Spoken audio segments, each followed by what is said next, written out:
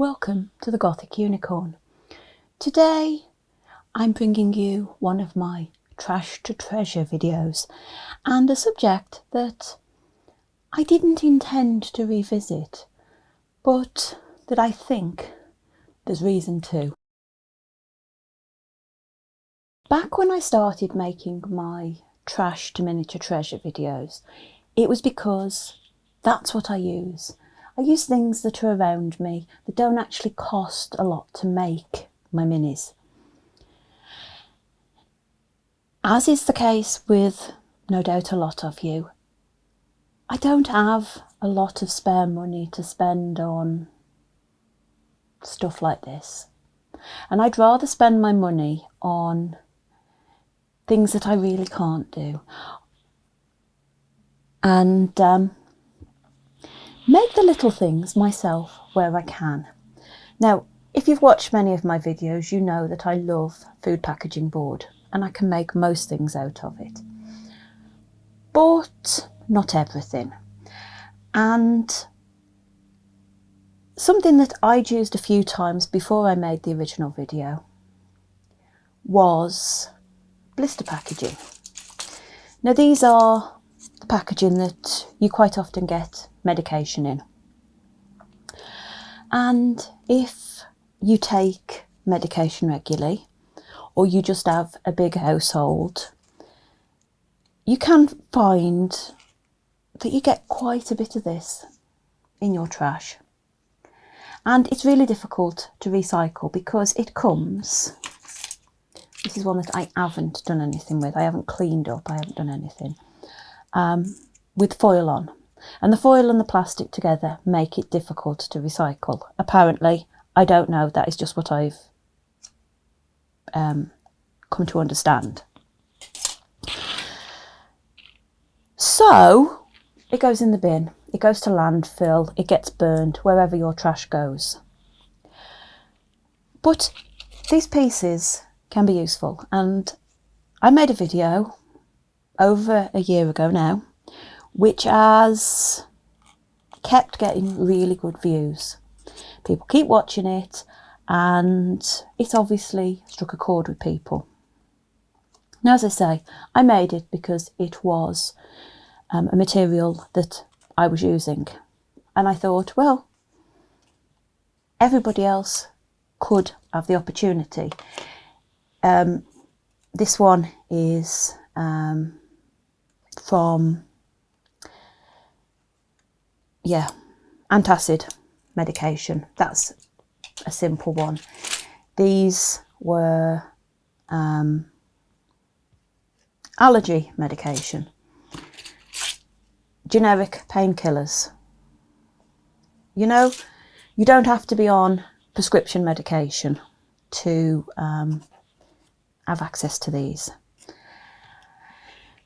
That said, when you start looking at these things, you will notice that if you buy something that's a slightly different brand than normal, or if you're on a fairly generic medication whereby you do get a different brand from time to time and it comes in different packaging, you start to get excited. That's what happened with these. My regular medication doesn't normally come in a nice clear blister packaging. Clears are great. They're the ones that you know, you can use them for glass. The white ones, like those, you'd have to paint them normally. But this, great. So I've decided I'm going to revisit the blister packaging with a few other ideas that, since I've actually started putting these ideas together, I've seen similar on the internet. So if you say, oh, well, that's my idea, not necessarily. It's the case that I've come across these ideas and I've come up with these ideas and made notes, and I've been building a few of them up to make it worthwhile. But anybody that uses this sort of thing, good on you. You know, I'm not expecting these miniatures that I make to last forever. Far from it. I know that I'm probably going to get bored. I've had my doll's house for over 20 years. It's on its second incarnation. At this rate, with my current age, I could get another 1 or 2 incarnations for it. Maybe more if I actually get on with it and get something done. Things change, ideas change, tastes change. This, at the end of the day, is not costing me anything as a product for this, and I'm going to use it. I'm going to start by saying something about the importance of cleaning these. Now, as you can see, this one, which is the antacid packaging from earlier, hasn't been cleaned. I've actually deliberately left this one because it's antacids. It's not a serious medication, but normally I will give them a rinse out once they are empty and before I put them away. But this one I haven't, because it works really well to illustrate what I'm saying. And then once I've cleaned it, I start taking the foil off, because the foil gets in the way. Obviously, if you don't want to end up with pieces that look like that, or scrunched up, you need to get the tablet from inside by sort of cutting around it. I don't cut. I use my thumbnail. I sort of score it and then peel it off, which is why some are better than others. And then, obviously, you remove these bits of foil, which leaves you with a nice clear, or white, or silver, because there are some silver ones you get, piece of packaging. And they're ready to go. I've seen some people recently who've actually made pans out of some of these, and I think that is phenomenal. They've actually made them in one piece with the handle. Now, I haven't figured out yet how they've done it, because, you know, it would take some very careful cutting, and fair play to them if they can do it. I'm not going to be trying that today, but I have got a few ideas for you, a few new ideas for using the blister packaging.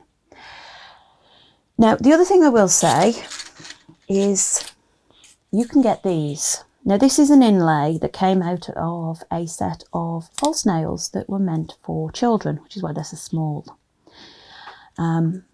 They were decorated false nails that I picked up quite some time ago at the pound shop, back when everything was a pound.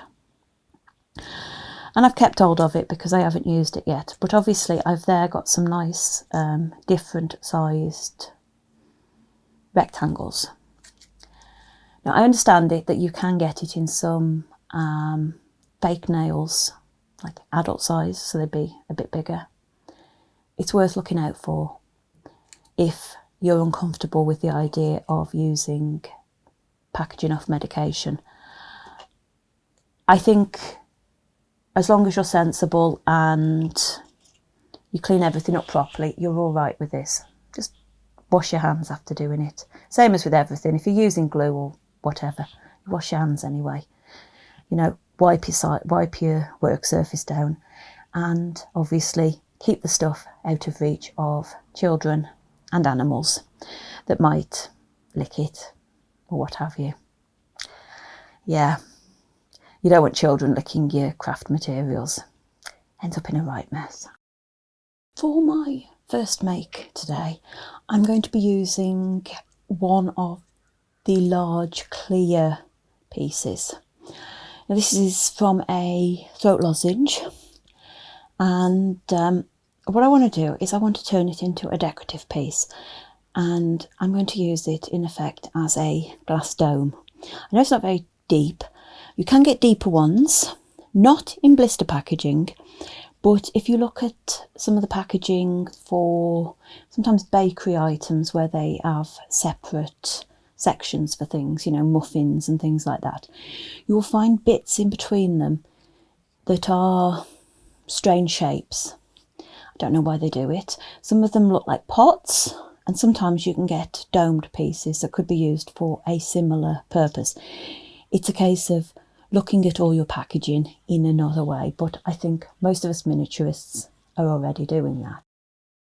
To make the base for my dome, I've actually punched out a couple of circles.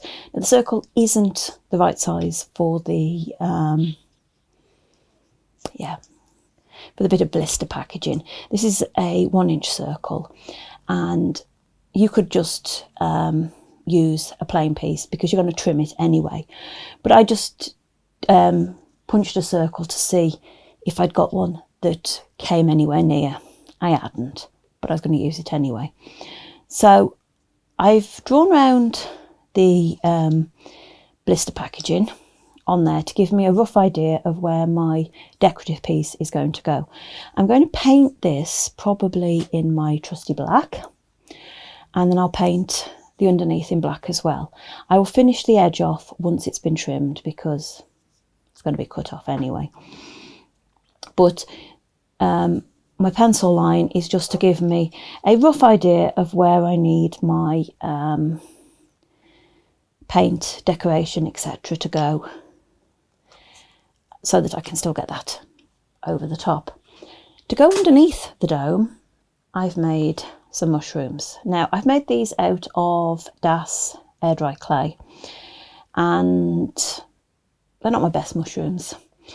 I've usually used silk clay to make mushrooms with, and I've got on really well with that, but my silk clay has finally died. It's finally dried up to the point of ridiculousness, so I need to either replace it or maybe have a go with polymer clay. But this will do for today, and I will be painting them anyway, so they are ready to be painted. Now, the one thing I have found when I make little pieces like this with the Das clay is that I can't always get like the stem to stick to the cap of the mushroom. So I make it, I stick it in place as best I can, and then once it's all dry, I glue it back together. This one stuck fine, but the two smaller ones that I've done, they had to be glued back together. So I'm going to go off and get the paint out, and then we'll come back and we will put this together. I painted my base black, as I said I was going to. I've only put a rough coat on the outside for the moment. I will finish that once I do the edges, and I have stuck some moss in place inside my initial circle, and if I get the piece, you can see that that fits over the top. Hopefully you can see that on camera, it's not too reflective. That fits nicely inside and makes my dome look doable. Now, I painted my mushrooms up as the classic red and white toadstools of fairy tales. I painted them with a linen coloured paint underneath, and I painted the tops with 2 coats of dark red. I then used the point of a toothpick to put the little dots on, again in the linen coloured paint. So that's actually a slightly creamy off-white colour, and then I gave them a coat of glossy Mod Podge just to make them shine. So I'm going to stick these into place, and I'm going to start with the biggest one, and what I'm going to do is I'm going to put a good blob of glue on the bottom of the, now toadstool, isn't it? It's not a mushroom anymore. And I'm going to put him in the middle of the piece, because that is my main focus. And as you can see, it just fits under there. It looks like it's supposed to be there. Now I'm going to stick the other 2 on, and I'm going to stick them on at slight angles, I think, not flat on. I'm going to put them sort of sticking out a bit, but I'm going to have to use the tweezers for those, so I'm going to do them off camera, then we'll come back and we'll finish this piece off. I have allowed the glue on my toadstools to set slightly. Now I've done mushrooms, toadstools, whatever you want. I've done them in little baskets before as pieces to sit in kitchens, even in my witchy workroom, but that is just using the same technique. I just made a basket to put them in using some twine and some cardstock. This is obviously just a different way of doing it. Now what I'm going to do with this one now is I'm going to apply some of my glue all around the edge of my piece of blister pack. Now I have actually found that these bits of blister pack stick quite well with this glue. What I'd recommend is, if you're not sure and it's the first time you're using this kind of material, try sticking some pieces together that you aren't too worried about. Now just position that nicely, and I've now got those inside of that. Now obviously I need to trim this off and finish the base off, and to do that I'm going to have to let this glue dry, and it's going to have to dry for quite a period of time. So I'm going to put this aside, but I will bring it back later on to show you what I've done to finish it. What I'm going to do briefly is I'm going to trim this off. I'm going to put a little bit of glue around the outside edge just to smooth it off, and then I'm going to put some paint just to tidy it up. And then at the end you'll be able to see the finished little mushroom display. I referred to an idea that is definitely doing the rounds at the moment, and it's one that I've actually been playing with for a while, but I haven't done on a video because it's really easy. It doesn't need an entire video to itself, so I'm going to mention it now, and that is using these bits of blister packaging for Tupperware. Now if you've got the squared off ones off fake nails, you can make obviously rectangular containers, and those would be great. I'm not making any of those today because at the moment I've only got the one piece of that kind of squared off packaging, and I'm going to keep that for now because I do have a plan for it. You can also use the blister packaging and a similar technique to what I'm going to show you now to make food packaging, plastic food packaging. You can make it look like you've got food from the grocery store, or you can make it look like you've packaged up your leftovers. It's up to you. So I've cut out one of these. Clear ones are obviously better for this because most of these sort of plastic containers tend to be verging on clear. Obviously you can get them in any colour, so you could do them with the white ones and paint them. Now I'm advised that if you want to paint them, a nail buffer is great for giving a little bit of a key.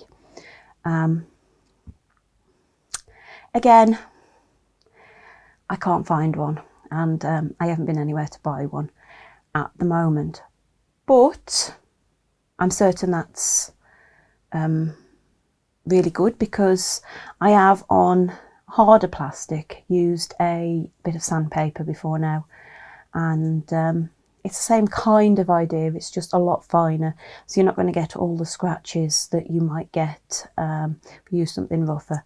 Plus with this being so thin, I think you could damage it quite easily if you weren't careful. So Tupperware, I've cut this out, and you want to cut it out again as neatly as you can. It's not easy does take some practice. So I'd recommend, if you can, practice on a few bits that you're not too bothered about before you use that one that is absolutely perfect for your piece that you want to make. And the other thing I'm going to use is I'm going to use some ordinary cardstock. Now, I've gone with ordinary cardstock, which is, I think mine is about 180 GSM, because it actually scraps off the stuff that I've printed various things on. I keep them because they're great for punching out little circles and things like that. And I've got 3 here of this size, which is actually a bit bigger than my bit of packaging. And I'm going to stick those together, and that's the first step. So we will go and we will find some glue, because I'm not very organised today, and we'll get this made. In addition to the 3 larger circles that I've now glued together, I have got 3 smaller circles. Now you might say there's only 2 there, but I've got 2 of those glued together as well in preparation. When it comes to gluing this together, I use the glue I use for most things, because used in small quantities it's great.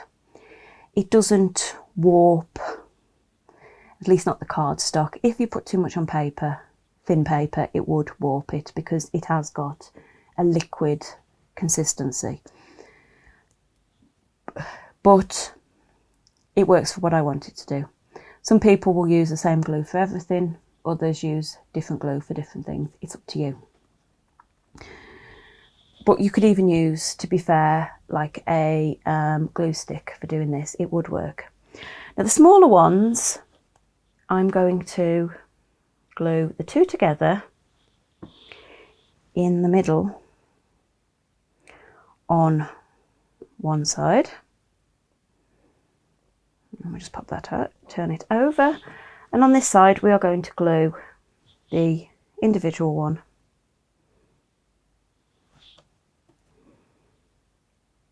again in the middle.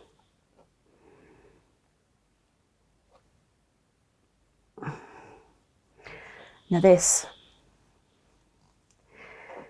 is giving me my lid. It's not a perfectly sized lid. If you want perfectly sized lids, obviously you've got to find a circle the right size and cut it out. You can do that by all means. I don't have a problem with that.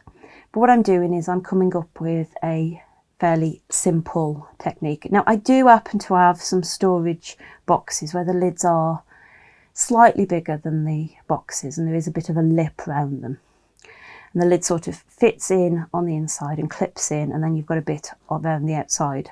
Not quite as pronounced as these, because if I hold this together, you can see it is fairly pronounced, but it's going to suit me in miniature. And that it is as simple as that. Now I've seen people make lids with some craft foam. That's fine.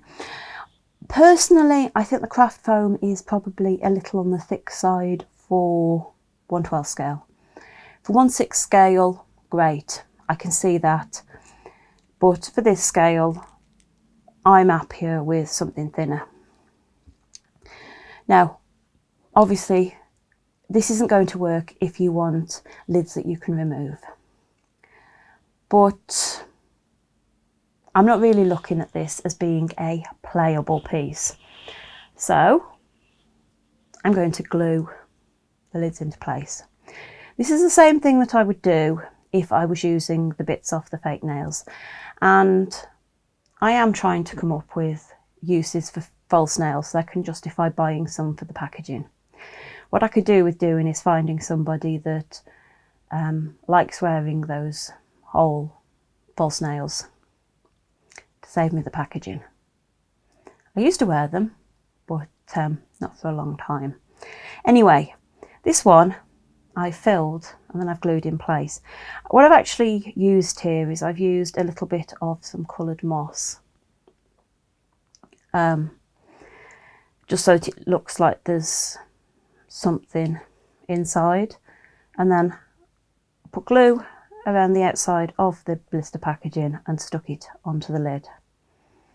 And that could go into a fridge, sit on a table, something like that. It looks like there's something. There might be food in there, or it might be something a bit spookier. Obviously, you know, you can make food with FIMO and put them into these boxes, but it's up to you. So yeah, that's my very simple way of doing something approaching the sort of Tupperware storage. And as I say, don't get mad at me because other people have done it. Yes, I've been toying, as I say, I've been toying with this idea for a long time, and you know, it's moments work. It's not a video's worth on its own. I had to come up with something else to go with it. I have used blister packaging a lot for metal trays, simply because it's an easy paint effect that you can do, and you can make it look quite effective, especially if you want something that looks old, because then you don't need a perfect finish, you know, grime, scratches, it all adds to the effect. One thing that was mentioned when I've shown this off in the past is that the white ones could actually look like some of that sort of tempered glass ovenware that you get. Pyrex did some, and they tended to be white as a base, and then they'd have patterns, certainly around the outside. I don't know if any of them had patterns on the inside. You'd get casserole dishes and the like. And I figure that actually a bit of packaging like this one could make quite a nice little dish to either fill with a casserole. You could make it yourself. You wouldn't want to risk using resin, I don't think, because I'd be worried if you put any amount of resin in there, the heat as it cured would possibly damage the plastic. But if you're the sort of person that makes food with white glue, using that as a gravy, or Mod Podge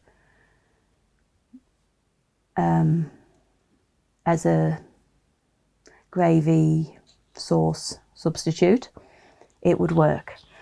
And my sort of idea for this is just to do a really, really, really simple paint job on it. And it's one that you really don't need any artistic skill to replicate. Honestly, if I can do it, you can do it. So to paint this, all you're going to need is your bit of blister packaging. This is another one from a throat lozenge because it's a good size, and I thought that was a reasonable size for a family casserole. And you need some paint, and in my my little paint palette here, I've got some yellow, pink and green. Not very original sort of 70s colours, but I'm not feeling the orange and brown at the moment, so we'll go with these. And all you want to do, and I've got a scrap of paper towel here, is to dip the end of a toothpick into the paint. And then if I don't even know if you'll be able to see it on there. You just want to practice doing little dots. And I do regularly wipe the paint off onto my bit of paper towel because you don't want too much building up. And I'm just going to start off with a very simple yellow dot in the middle of my packaging. And you're thinking, it's going to be a bit dull. Might be, but you know, you can make this as complicated as you want, but it's just to show you that you can actually put a pattern onto things yourself without too much hassle. Now, taking the pink, I am just going to do a series of dots around the yellow dot.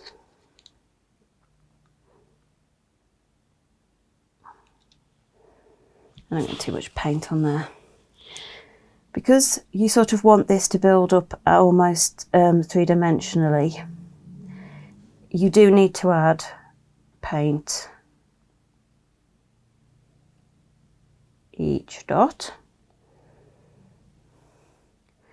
which is why you need to clear it off. Now, what I've got here now is a very, very basic flower, which is a yellow dot surrounded by pink dots. Now, if I wanted to get rid of this, I could at this point wipe it off with a damp paper towel. It would come off, but I'm going to let it dry, and I'm going to take the green paint and I'm going to do a little tiny line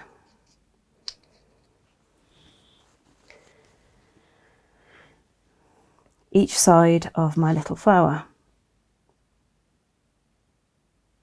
And if you pull it, what you get is it thins out.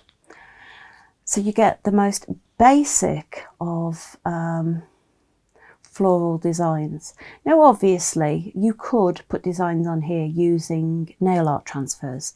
They'd be great for that if you can find something that suits. But if you don't want to have to go out and buy nail art transfers, you can just do this with some scraps, or, well, I've got far too much paint in this paint palette.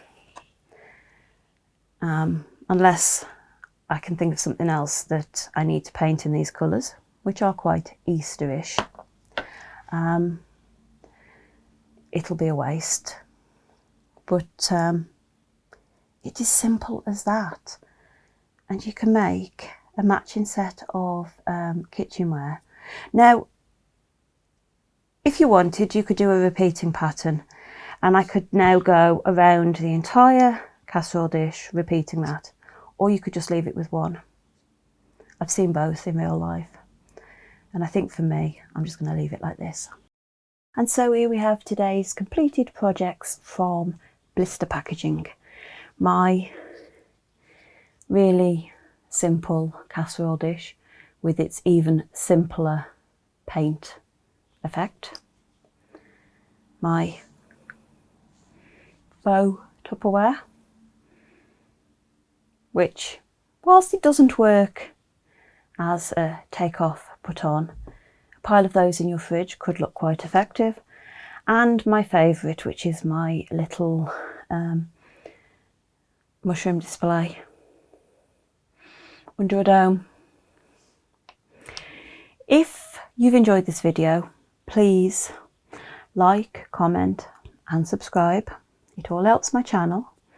Maybe even ring the notification bell so YouTube will tell you when I put up a video. I try to put out a video every week, usually on a Friday, but never say never. Real life has a habit of getting in the way, and there's not a lot we can do about that. But until next time, bye.